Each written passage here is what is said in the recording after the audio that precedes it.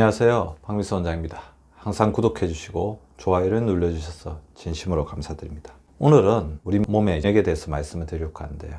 자, 우리 면역세포가 외부에 수많은 바이러스나 세균, 그 다음 외부의 어떤 황원이라든지 어떤 노폐물, 염증인자들에 대해서 공격을 당하면 이걸 방어한다고 우리 몸의 면역세포는 굉장히 혹사당하게 됩니다. 따라서 너무 많은 외부의 어떤 염증 물질들이 우리 몸속으로 들어오지 않게끔 장벽 면역, 우리 몸을 막아주는 하나의 장벽 같은 존재죠. 성 같은 존재입니다. 면역세포가 혹사당하고 공격당하지 않도록 6대 장벽 면역이 있는데요. 그것을 촘촘히 엮는 법에 대해서 알려드리겠습니다. 이 장벽 면역을 촘촘히 엮는다는 것은 두 가지 의미가 있는데요. 첫 번째 의미는 외부에 있는 세균이나 바이러스 들어와서 우리 몸을 공격하지 않도록 하는 것 하나. 두 번째는 외부에서 수많은 이물질적인 어떤 존재들이 내부에 들어와서 그것이 우리 면역세포를 혼란시키면서 하나의 만성염증의 씨앗이 되지 않도록 하는 두 가지 원칙을 우리가 지켜야 되는 거죠. 따라서 장벽 면역을 잘 쌓는다는 것이야말로 우리 내부를 지키고 내부에 불순물이 섞여 들어와서 우리의 소중한 면역력을 소진시키면서 만성염증화 되지 않도록 하는데 중요한 조건이라는 것입니다. 장벽 면역은 면역 방어의 제1선으로 작용하여 능동면역. 능동면역은 이제 이미 떨렸습니다. 장벽 면역이 떨리게 되면 우리 내부에서 면역세포들이 가서 그 부분에 대해서 대응을 해야 되죠. 우리 능동면역 반응에 부담을 들어주는. 그러니까 그거죠. 그러니까 우리 성벽이 있는데 성벽이 떨려버리면 안에 있는 군인들이 칼을 들고 무기를 들고 직접 싸워야 됩니다. 그러지 않도록 지켜주는 물리적, 화학적, 기계적인 장벽이라는 것입니다. 장벽 면역에서 처리하지 못하면 능동면역으로 넘어갈 수밖에 없습니다. 따라서 장벽 면역은 어떻게 보면 능동 면역과 더불어서 가장 중요한 우리 몸의 면역을 담당하는 최일선이라고 볼 수 있는데 의외로 우리 현대인의 삶이나 여러 가지 환경 자체는 이 장벽 면역이 취약해지기 쉬운 조건입니다. 자, 6대 장벽 면역 보시면 아실 건데요. 먼저 눈물이 있죠. 눈 표면과 주변에 막을 세척합니다. 그리고 세균의 세포벽을 파열시키는 리소자임이 풍부하게 있으면서 눈에 어떤 세균이나 염증물질이 들어오더라도 씻어낼 수 있는 작용한다는 거죠. 침이 있죠. 침. 입안을 세정시키고 음식으로 들어온 미생물이 1차적으로 제거하고 리소자임이나 항균물질 락토페린 같은 성분들이 있어서 유해한 어떤 세균들이 위나 장으로 가는 것을 1차적으로 제거해주는 역할을 합니다. 소화기와 호흡기의 점막 이렇게 들어가게 되면 호흡기, 소화기, 점막이 있죠. 점액을 분비해서 미생물을 포획하고 또 우리 기도에 있는 섬모, 기도에는 자잘한 미세한 털들이 많은데 미생물의 침입을 방어합니다. 그것을 다시 밖으로 내보내죠. 대표적인 게 기침과 가래 반응이 될 수 있습니다. 자, 피부, 우리 몸을 다 둘러싸고 있잖아요. 병원체 물리적 봉쇄작용하고 피지에는 미생물의 막을 파해시키는 지방산이 함유가 되어 있습니다. 또 위산이 있죠. 강산성인, 강한 산인 위산을 생성해서 음식에 들어있는 미생물과 세균을 살균시키는 작용을 합니다. 소변, 우리 비누생식기의 가장 중요한 윤활유라고 할 수 있습니다. 소변을 본다는 것은 우리 신장부터 이어지는 이 모든 요관, 요도, 방광, 이 간들을 세척하고 이 균들이 신장으로 올라가는 것을 막아주는 굉장히 중요한 작용을 가지고 있는 소변입니다. 이러한 6대 장벽 면역을 보시면 이것들 자체가 얼마나 우리 몸을 일사분란하게 지키고 있는지, 협동하면서 지키고 있는지를 알 수가 있겠죠.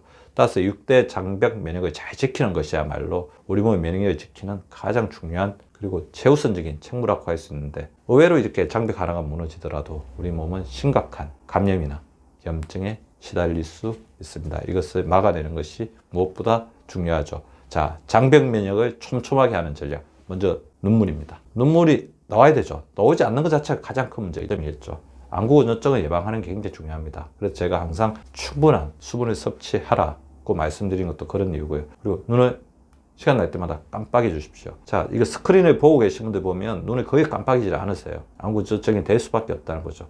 스크린에 오는 여러 가지 블루라이트라든지 전자파 같은 것들이 끊임없이 눈을 자극합니다. 스크린 커트제. 자, 50분 했으면 10분은 쉰다. 먼 곳을 바라본다. 산불을 한다.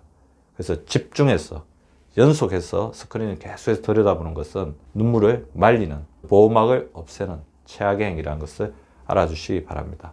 루테인이 풍부한 음식, 루테인에 들어있는 지아산틴이 우리 눈의 면역력을 높여주는 역할을 합니다. 브로콜리, 케일, 메리골드 등에 많이 있습니다. 침은 아까 말씀드린 것처럼 수분을 충분히 섭취해야 침이 많이 분비되겠죠. 그리고 단 음식을 많이 먹게 되면 침의 면역력이 떨어집니다. 단 음식을 줄이고 식이섬유를 먹게 되면 아무래도 잘게 씹어서 분해를 시켜야 되기 때문에 그 과정에서 침이 이제 풍부하게 나오게 됩니다. 구강 내 면역력이 굉장히 떨어져 있고 염증이 자꾸 생긴다 그러신 분들은 프로폴리스 자체가 도움이 될 수도 있습니다. 프로폴리스는 벌집에 발라서 벌집을 묵은 상태로 유지하게 하는 항생제적인 성격을 가진 천연 물질이죠. 소화기, 호흡기 점막을 위해서는 우리 소화기와 호흡기는 제가 항상 연결되어 있다고 말씀드리죠. 그래서 호흡기에 있는 마이크로플로라, 장내세균총하고 장에 있는 장내세균총이 연결되어 있고 서로 이주한다는 가설들도 있는데요. 자, 소화기, 호흡기 점막을 보호하기 위해서는 유익균을 늘리는 유산균과 프리바이오틱스를 충분하게 섭취해 주는 게 필요할 것 같고요. 장, 특히 소화기 점막을 보호하는데 가장 중요한 것 중에 하나가 소화효소입니다. 소화효소가 풍부한 음식, 된장이나 김치 같은 발효가 되는 음식들을 충분하게 섭취해 주기 바라고요. 우리가 환경으로 들어오는 이제 미세먼지나 세균이나 바이러스를 제거하는데 가장 중요한 게 뭐라고 했죠? 호흡이죠. 호흡 중에도 코호흡입니다.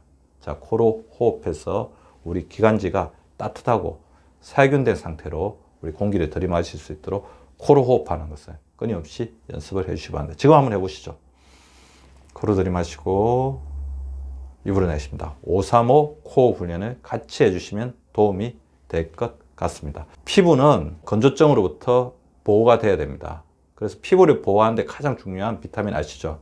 피부를 지키는, 디펜스하는 비타민 D입니다. 그리고 손을 깨끗이 씻는 게 굉장히 중요해요. 손 자체를 통해서 우리 몸에 많은 세균이나 바이러스가 옮겨질 수 있기 때문에 이 코로나 시대에 더욱더 강조되고 있는 게 손일생이기 때문에 시간이 날 때마다 깨끗하게 손을 씻어주는 게 중요할 것 같고요. 그리고 피부 건조증을 예방해야 된다. 피부가 건조해지면 피지에서 나오는 우리 방어작용이 약해지게 됩니다.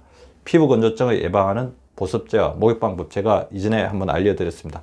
339 목욕법입니다. 목욕할 때는 미지근한 물로 비누를 최대한 자제해서 절제하면서 사용하면서 9분 이내에 목욕을 끝낸다. 닦을 때도 수건으로 빡빡 문지르지 마시고 가볍게 톡톡 두드리면서 말려주신다. 그리고 3분 이내에 보습제를 바르고 그리고 하루에 3번 이상 보습제를 발라서 피지 분비가 되는 유분층을 보호해 주는 것이 피부의 장벽 면역을 촘촘하게 하는 굉장히 중요한 전략이 됩니다. 자, 위산은 너무 많이 놓으면 안 되겠죠. 너무 많이 놓게 되면 위염, 위식도 연구가 됩니다. 또 위산이 너무 안 녹게 되면 또 어떻게 되죠? 저위산증으로 인해서 우리 음식에 있는 세균이나 바이러스를 제대로 살균시키지 못하고 음식을 소화시키지 못하기 때문에 장에 부담을 가지게 됩니다. 위산 가다증이 지나치면 위산 저하증으로 갑니다. 따라서 위산 저하증으로 해서 소화가 잘 되지 않는 분들한테는 비타민C가 풍부한 과일 같은 것들이 도움이 될 수가 있을 것 같고요. 소화를 시키는 데 필요하다면 자기에 맞는 소화효소제를 잘 골라서 섭취하는 것도 도움이 될 것 같고요. 발효가 된 식품을 먹어서 소화효소가 풍부한 음식을 먹는 게 좋습니다. 헬리코박터가 있다고 하면 헬리코박터를 치료하는 게 중요해요. 헬리코박터가 오래되다 보면 위백세포들을 태활시켜서 저위산증으로 가서 위산이 안 놓을 수가 있거든요. 헬리코박터는 특히 이렇게 손으로 옮기게 됩니다. 그래서 같은 국을 먹는다든지 손위생이 좋지 않은 경우에는 헬리코박터를 옮겨받을 확률이 높으니까 구강위생에 대해서 더욱더 관심을 가지고 더 주의를 해주시기 바랍니다. 소변도 굉장히 중요하죠. 어떻게 보면 중년 여성분들이 가장 취약한 질환 중에 하나가 방광염입니다. 방광염이 되면서 면역력이 급격하게 떨어진 경우를 많이 봤는데요. 이것을 보호해주는 가장 중요한 장벽 면역이 바로 소변이죠. 소변이 원활하게 나와야 되죠. 소변량이 적은 분들이 굉장히 많아요. 충분한 수분 섭취를 해주는 게 중요하고요. 그 다음에 세정 습관, 용배를 보고 나서 세정하는 습관도 굉장히 중요할 것 같은데 항문에 있는 대변의 어떤 균들이 이렇게 쪽으로 넘어가지 않도록 세정 습관을 앞에서 뒤로 잘 하시는 것 굉장히 주의를 기울여 주시는 게 좋을 것 같고요. 소변을 참지 말고 충분한 시간을 가지고 용변을 하십시오. 그래서 소변 너무 참는 것도 소변에 있는 균들이 역류될 수 있는 가능성을 높이기 때문에 위험할 수가 있고요.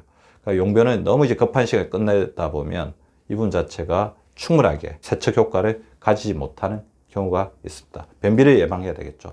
변비가 있게 되면 요로 생식기 쪽에 부담을 가지게 되고 균들이 많이 그쪽으로 넘어오게 됩니다. 그리고 느슨한 옷을 입는 게 좋아요. 너무 깎인 옷을 입으면 그거 자체가 여러 가지 방광염이나 비누 생식기 질환의 원인이 될 수가 있으니까 깎이는 옷은 될 수 있으면 자제해 주시는 게 좋을 것 같고요. 베리 종류, 크랜베리나 블루베리가 우리 소변의 세정력을 높여주는데 도움을 줄 수가 있습니다. 장 건강이 중요하기 때문에 요구르트, 비타민C와 같은 항산화 효과가 있는 음식들이 소변의 장벽 면역을 촘촘하게 구성하는 데 도움을 줄 수가 있습니다. 자, 오늘 제가 6대 장벽 면역을 잘 지켜서 외부로부터 들어오는 세균이나 바이러스를 방해하고 불필요한 여러 가지 이물질들, 항원들이 들어와서 우리 몸에 만성염증을 더 강화시키는 것, 악화시키는 것을 막도록 하는 장벽 면역 구축 방법에 대해서 알려드렸는데요. 면역의 기목을 잘 지켜서 면역력 낭비를 막는 우리 구독자분들, 시청자분들 되시기 바랍니다. 구독과 좋아요는 박미수 박사 TV를 지속시키는 생명력입니다. 많이 구독해 주시고 좋아요를 눌러 주시기 바랍니다. 항상 감사드립니다.